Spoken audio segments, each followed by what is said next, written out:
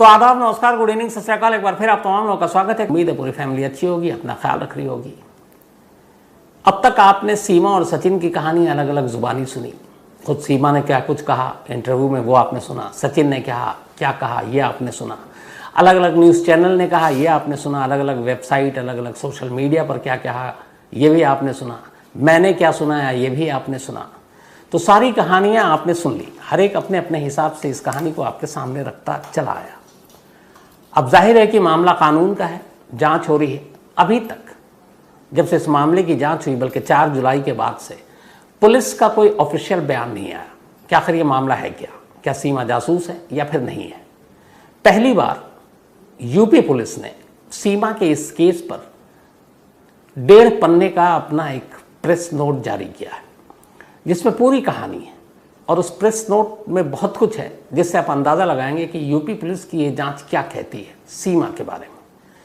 तो सबसे पहले मैं ये पूरी जो यूपी पुलिस की प्रेस नोट है वो आपको पढ़ के सुनाता हूँ। कुछ इसमें हिंदी के बहुत कठिन शब्द हैं तो मैं उसको अपने हिसाब से बदल दूंगा, लेकिन जो सारे फैक्ट्स हैं वो आपके सामने वैसे ही रखता हूँ।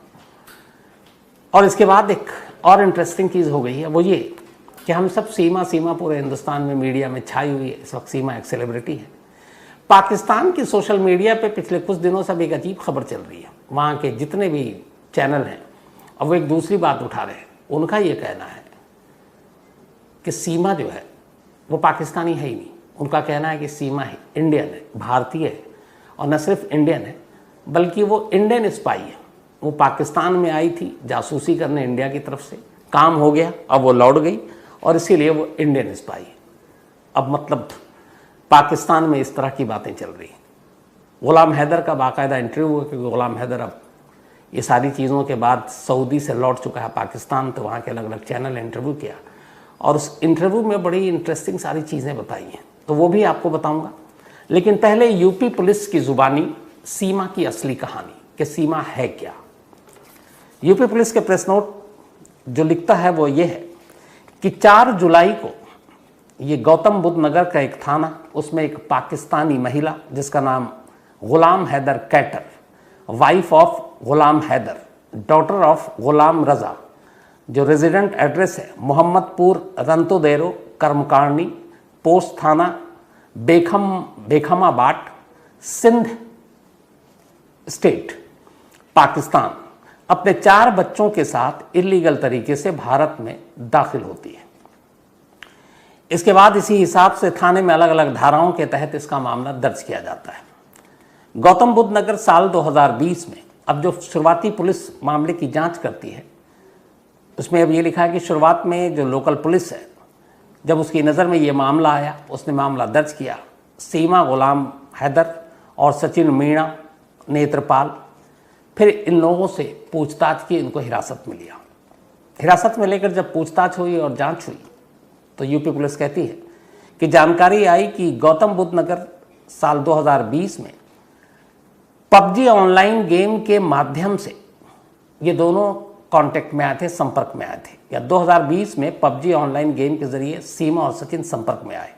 दोनों के बीच पबजी गेम के माध्यम से नज़दीकियां बढ़ी और दोनों एक दूसरे का नंबर आपस में शेयर करके व्हाट्सएप पर बात करने लगे। 10 मार्च 2023 को सीमा हैदर फिर नेपाल आई। सचिन मीणा भी इसी तारीख को यानी 10 मार्च को भारत से नेपाल पहुंच गया। सीमा, गुलाम सेंटर व सचिन मीणा 10 मार्च 2023 से 17 मार्च 2023 तक नेपाल काठमांडू में साथ रहे। 17 मार्च 2023 को सीमा हैदर वापस पाकिस्तान चली गई।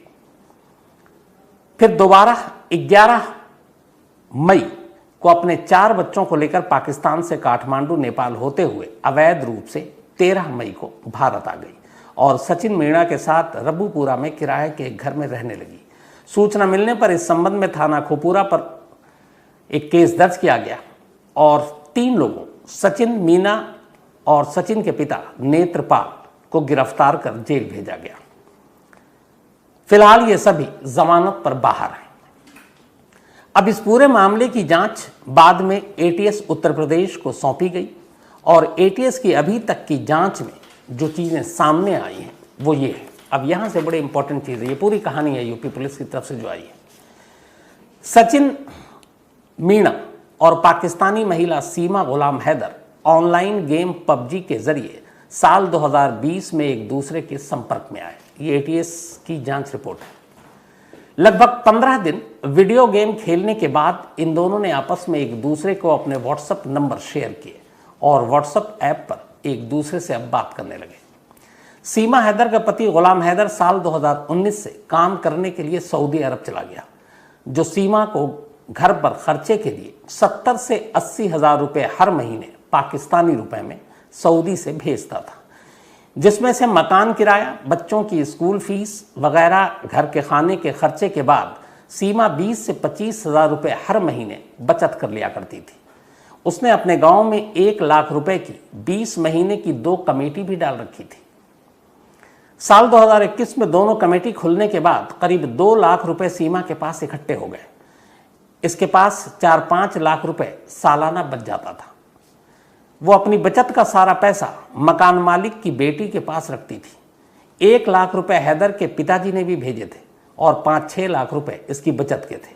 इसके अलावा एक बार हैदर ने 2,50,000 रुपए सऊदी से एक साथ भेजे थे। कुछ पैसे और कुछ रिश्तेदारों की मदद से 12 लाख रुपए का 39 गज का मकान सीमा ने अपने नाम पर खरीद लिया। मकान खरीदने के लगभग 3 महीने बाद जनवरी 2022 में उसने यह मकान 12 लाख रुपए में बेच दिया, क्योंकि इसे सचिन मीना के पास भारत जाना था। पहली बार सीमा 15 दिन के टूरिस्ट वीजा पर 10 मार्च 2023 को पाकिस्तान कराची एयरपोर्ट से शारजा एयरपोर्ट और फिर वहां से काठमांडू एयरपोर्ट नेपाल पहुंची। फिर 17 मार्च 2023 को इसी रूट से नेपाल से वापस चलकर 18 मार्च 2023 को पाकिस्तान कराची एयरपोर्ट पहुंची। सचिन मीना 8 मार्च 2023 को गौतम बुद्ध नगर से गोरखपुर पहुंचा। फिर 9 मार्च 2023 को गोरखपुर से सोनाली बॉर्डर और सोनाली बॉर्डर से काठमांडू नेपाल के लिए निकला। 10 मार्च 2023 को वो काठमांडू नेपाल पहुंचकर न्यू विनायक होटल, न्यू बस्ता पार्क काठमांडू में एक कमरा किराए पर लेकर रुक गया। सचिन 10 मार्च 2023 की शाम में एयरपोर्ट काठमांडू नेपाल से सीमा हैदर को रिसीव करने न्यू विनायक होटल काठमांडू ले आया। मतलब एयरपोर्ट गया फिर होटल ले आया, और ये दोनों 10 मार्च 2023 से 17 मार्च 2023 तक न्यू विनायक होटल काठमांडू में एक साथ रहे। दूसरी बार सीमा 10 मई 2023 को 15 दिन के टूरिस्ट वीजा पर पाकिस्तान से अपने 4 बच्चों फरहान उर्फ राज उम्र 7 साल 6 महीना, बेटी फरवा उम्र 6 साल 6 महीना, फरीहा उम्र 5 साल, मुन्नी उम्र 3 साल को साथ लेकर कराची एयरपोर्ट से दुबई एयरपोर्ट पहुंची और फिर 11 मई को सुबह दुबई एयरपोर्ट से चलकर काठमांडू एयरपोर्ट नेपाल आई और पब्लिक ट्रांसपोर्ट 1 में बैठकर शाम के समय पोखरा नेपाल पहुंची। वो पोखरा नेपाल में एक होटल में रुकी रात को। उस होटल का नाम उसे याद नहीं है। सीमा हैदर 12 मई 2023 की सुबह पोखरा नेपाल से बस पकड़कर रूपनडेही खुनवा बॉर्डर जनपद सिद्धार्थ नगर से भारत में दाखिल हुई। लखनऊ आगरा होते हुए 13 मई 2023 को खुपुराकट गौतम बुद्ध नगर पर बस से उतरी। सचिन मीना पहले से ही खुपुरा में एक किराए का कमरा ले रखा था। इस किराए के कमरे में सचिन मीना और सीमा हैदर इसके बाद साथ रहने लगे। सीमा हैदर से 2 video cassette, 4 mobile phone, 5 Pakistani अधिकृत पासपोर्ट और एक अधूरे नाम पते का बिना प्रयोग किया हुआ पासपोर्ट और शिनाख्ती कार्ड मिले, जिनके संबंध में जांच जारी है। सीमा हैदर अपने 4 बच्चों के साथ भारत में अनाधिकृत यानी अवैध रूप से प्रवेश करने के संबंध में अब जिला पुलिस द्वारा जरूरी वैधानिक कार्रवाई की जा रही है। ये आखिरी 2 लाइन याद रखिएगा। तो ये पूरी यूपी पुलिस की प्रेस रिलीज है, लगभग पौने 2 पन्ने की। अब इस पूरी प्रेस रिलीज में पूरी कहानी वही है जो सीमा लगातार दोहरा रही है। इस पूरी प्रेस रिलीज में अगर समझने की जरूरत है तो 2-3 चीजें। एक, सीमा के पास से कुल 6 पासपोर्ट मिले, अब ये हैं 5। एक सीमा 4 बच्चे। तो ये इसमें लिखा हुआ कि सीमा के पास से एक और पासपोर्ट मिला जो आधा अधूरा है और जिसको यूज नहीं किया गया। जब इसके बारे में पूछा गया तो सीमा ने यूपी पुलिस एटीएस को बताया कि जब उसकी शादी नहीं हुई थी तब उसके पास एक पासपोर्ट था जिसमें उसका नाम सिर्फ सीमा था, और जब गुलाम हैदर से उसकी शादी हो गई तब चूंकि अब उसको अपने शौहर का नाम सरनेम के तौर पर इस्तेमाल करना था, इसीलिए उसने दूसरा पासपोर्ट बनवाया जिसमें उसका नाम सीमा हैदर जोड़ा गया। ऐसा अक्सर होता है, सरनेम चेंज करने के लिए बदला जाता है, और पासपोर्ट अगर उसमें आपके वीज़ा या और कोई भी कुछ चीज़ें हैं तो पासपोर्ट कैंसिल लिखकर आपको सौंप दिया जाता है। तो उसका ये कहना था कि ये दूसरा पासपोर्ट मेरा लीगल है, और चूंकि दोबारा मैंने फिर पासपोर्ट बनाया शादी के बाद तो वो सीमा हैदर था, वो यूज़ कर रही थी, फिर सीमा नहीं कर रही थी। ये उसकी सफाई थी। तो बात हो रही है यहाँ सीमा के जासूस होने की, यूपी पुलिस की अपनी जांच रिपोर्ट। लेकिन इसी बीच याद आया कि एक ऐसी लड़की जिसने खुद अपने हाथों से अपने पति की जान ले ली सिर्फ इसलिए ताकि वो अपनी देशभक्ति और जिनके लिए वो सब कुछ समर्पित थी उसको सही साबित किया जा सके। तो ऐसी दीवानगी देशभक्ति के लिए कहानी है कुकू एफएम के एडबुक पर। नीरा आर्या, कुकू एफएम एडबुक पर आप जाकर नीरा आर्या की पूरी स्टोरी सुन सकते हैं। वो गुमनाम सिपाही नीरा आर्या जिसने सुभाष चंद्र बोस की जान बचाने के लिए अपने हाथों से अपने पति को मार डाला था। तो नीरा आर्या की ये कहानी कुकू एफएम के ऑडियो बुक पर आप सुने और जरूर। तो सीमा ने अब तक बयान में जो भी काठमांडू कराची सारी बातें बताई, अब यूपी पुलिस ने एटीएस की जांच जो 2 दिन पूछताछ हुई उसके बाद ये कल प्रेस रिलीज रात को यूपी पुलिस ने जारी की। इस पूरी प्रेस रिलीज में कहीं भी ये लाइन नहीं लिखा यूपी पुलिस ने कि हम सीमा के जासूस होने के बारे में अब छानबीन या जांच कर रहे हैं।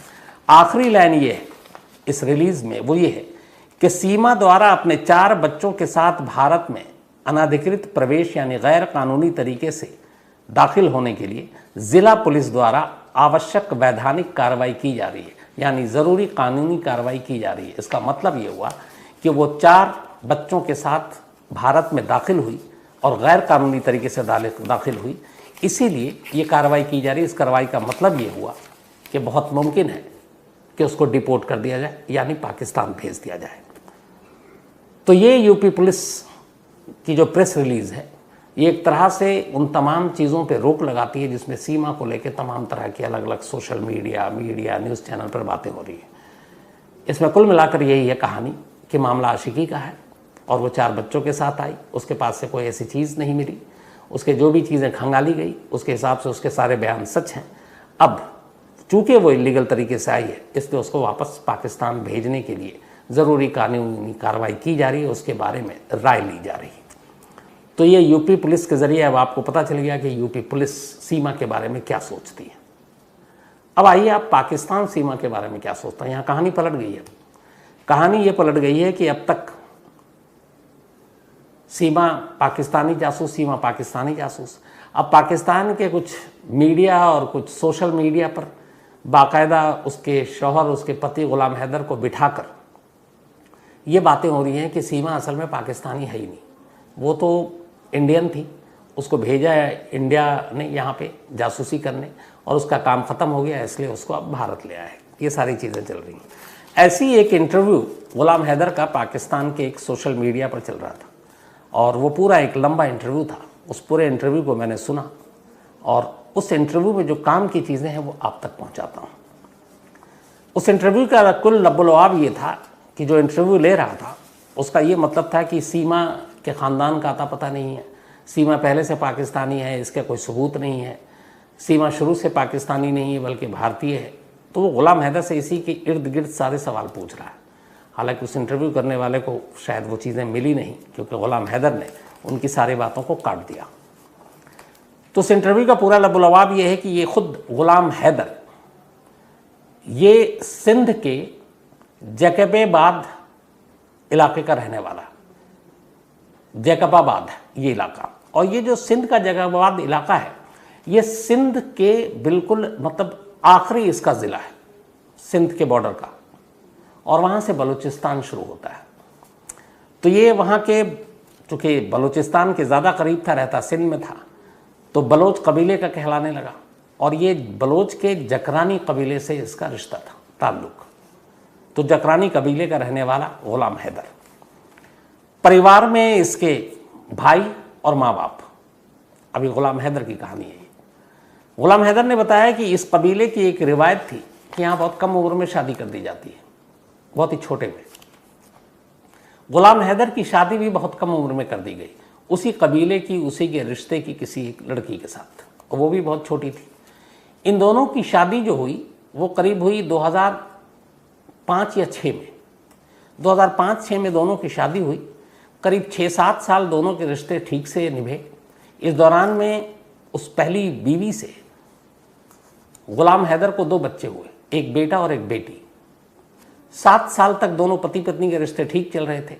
गुलाम हैदर भी अपनी पत्नी से प्यार करता था और वो काम कर रहा था मार्बल टाइल्स के लगाने का। इसके अलावा वो ऑटो चलाया करता था। 7 साल के बाद लगभग 2014 आ गया।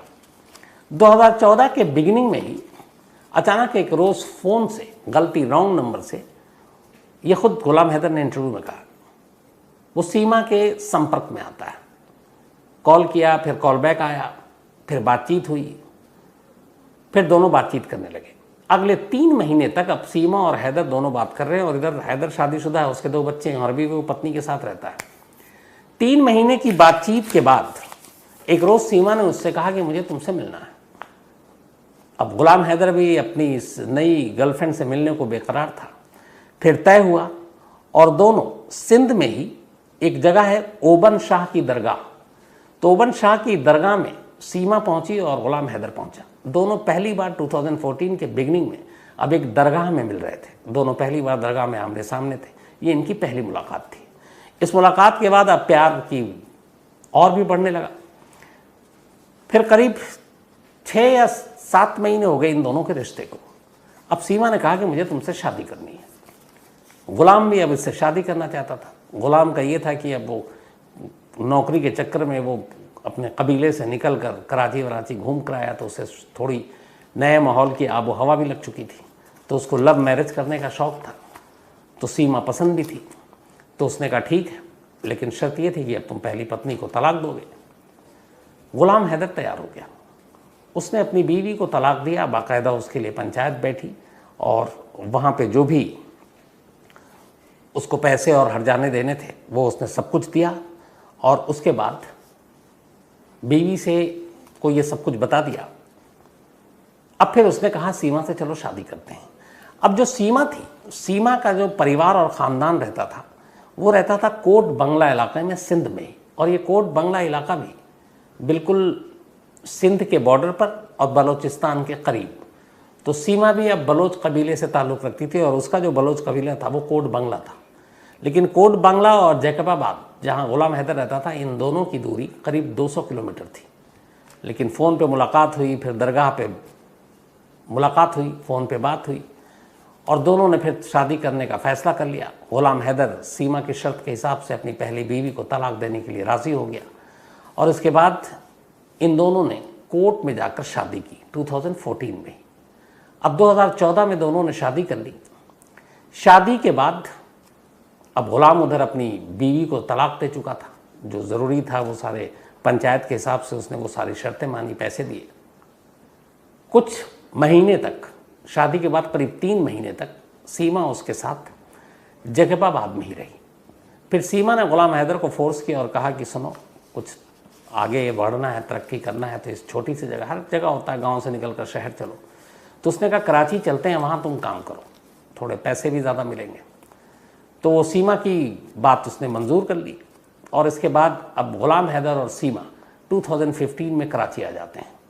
कराची में चूँकि उसको मार्बल टाइल्स का काम आता था, शुरुआत में हैदर ने यही किया। इसके बाद फिर वो ऑटो चलाने लगा। अब इसी दौरान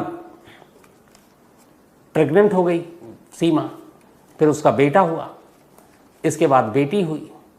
तो करीब 2014 से लेकर 2019 तक आ गया, ये पूरा 5 साल। 5 साल तक 2018 में सीमा तीसरे बच्चे को जन्म दे चुकी थी। 3 बच्चों की माँ हो चुकी थी वो 5 साल में। अब आया 2019, सीमा ने कहा कि देखो हमारे बच्चे हैं, और इत्तेफाक से 19 में सीमा फिर से प्रेग्नेंट हो गई। अब वो चौथे बच्चे को जन्म देने वाली थी। तो उसने गुलाम हैदर से कहा कि अब हमारे बच्चे हैं, इनकी पढ़ाई लिखाई तालीम है, तो उसके लिए थोड़ा पैसे की भी ज़्यादा ज़रूरत है।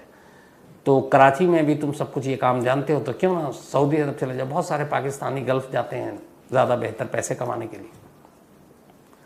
तो उसने कहा कि मैंने कुछ पैसे जोड़े हैं, घर के खर्च में वो है, टिकट के और बाकी चीज़ें तुम देखो एजेंट के ज़रिए। तो जिस काम के लिए गुलाम हैदर को सऊदी जाना था वो काम बहुत मुश्किल नहीं था, मेहनत मजदूरी छोटा मोटा काम वहाँ ज़रूरत पड़ती है सऊदी अरब में। तो फिर गुलाम हैदर को सऊदी में एक जगह नौकरी मिल गई, वीज़ा मिल गया।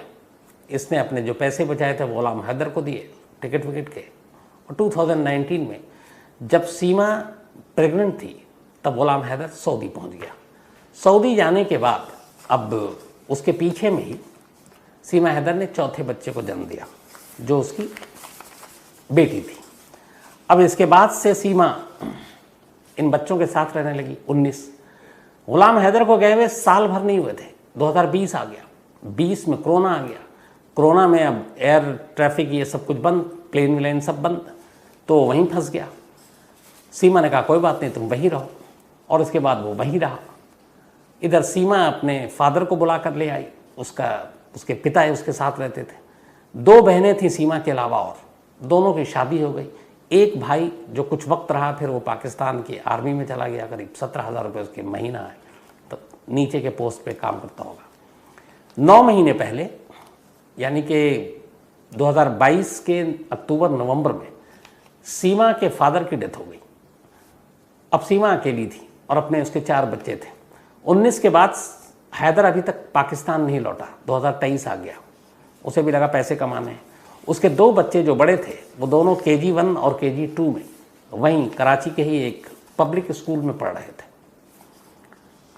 तो सीमा इनके साथ रह रही थी, लेकिन इत्तेफाक से उसके जाने के बाद और कोरोना काल आने के बाद 2020 के सेकंड हाफ में, मतलब जून के बाद 2020 में, सीमा ऑनलाइन PUBG की उसको लत लगी, PUBG खेलने लगी, और उसी PUBG ने फिर सचिन दिया उसे, और फिर दोनों गेम खेलते खेलते कोई और गेम खेलने लगे। और उसके बाद जो सिलसिला है उसके आगे की कहानी आपको पूरी तरह से पता है। तो इस इंटरव्यू में बार बार उस पाकिस्तानी रिपोर्टर या जो भी कहें यूट्यूबर या फिर सोशल मीडिया का, वो बार बार यही जानना चाह रहा था कि क्या सीमा के ख़ानदान का कोई आता पता है, क्योंकि वो इंडियन है, वो इंडियन जासूस है, वो यही मतलब लाइन बोल रहा था। लेकिन गुलाम हैदर ने कहा कि नहीं, उसके मामू, उसके फूफा, उसके चाचा, ये सारे लोगों को जानता हूँ, उसके फैमिली के लोग आते थे हमारे घर पर, और उनका पूरा ख़ानदान जो है फ़लाने गांव में रहता है, इस जगह पर जहाँ की वो थी आपके बलोच कबीले में, कोट बंगला। तो ऐसा नहीं है कि उसके ख़ानदान या उसके पुराने ख़ानदान का कोई सिर पैर नहीं है, सब कुछ है, यहीं रही, यहीं पली बढ़ी। तो फिर उसने उसकी इस बात को काट दिया कि वो भारतीय है या इंडियन है या इंडियन स्पाई है। उसने कहा नहीं, मैं जितना जानता हूँ तो सारे ख़ानदान की यहीं।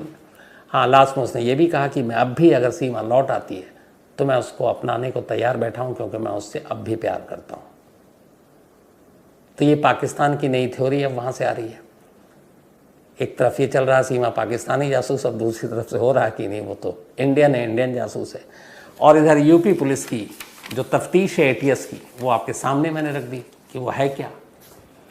तो कुल मिलाकर अगर यही प्रेस नोट है और यही फाइनल रिपोर्ट है ATS की, तो फिर मान कर चलिए कि अब इस पर मशवरा लिया जाएगा सेंट्रल गवर्नमेंट से, होम मिनिस्ट्री से, और फिर आखिरी चीज़, आखिरी फाइनल ये तय होगा कि इसका क्या होना है।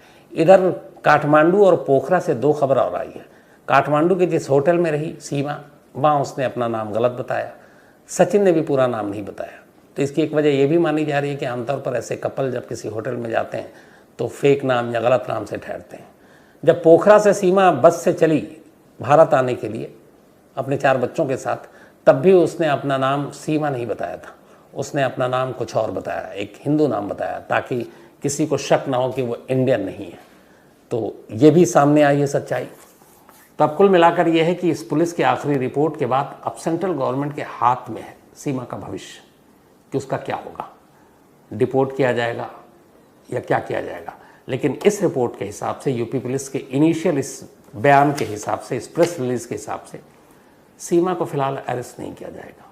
और अरेस्ट इसलिए नहीं किया जाएगा क्योंकि जासूसी वाला अगर डाउट क्लियर हो जाता तो हो सकता है वो अब तक तो गिरफ्तार हो चुकी होती, लेकिन सिर्फ और सिर्फ इलीगल तरीके से भारत में दाखिल होने का मामला है और इसी की अब कानूनी कार्रवाई करने की यूपी पुलिस बात कर रही है। तो इसका मतलब है कि यूपी पुलिस ने जासूस वाले थ्योरी को किनारे कर दिया है और अब सिर्फ अवैध तरीके से भारत में आने का मामला उसके खिलाफ है और उसमें आगे क्या करना है यूपी पुलिस तय करेगी। तो ये थी, इसलिए ये ज़रूरी था कि अब तक आप ऐसी खबरें होती हैं तो हज़ार तरह की बातें होती हैं और आती हैं सामने, लेकिन हमेशा फैक्ट्स के साथ बात होनी चाहिए और ये तो पहली बार है जब ऑफिशियल स्टेटमेंट है यूपी पुलिस का। तो बहुत सारे सवालों के आपके जवाब मिल गए होंगे। अब वही अपना सिलसिला कहानी ख़त्म करूँ उससे पहले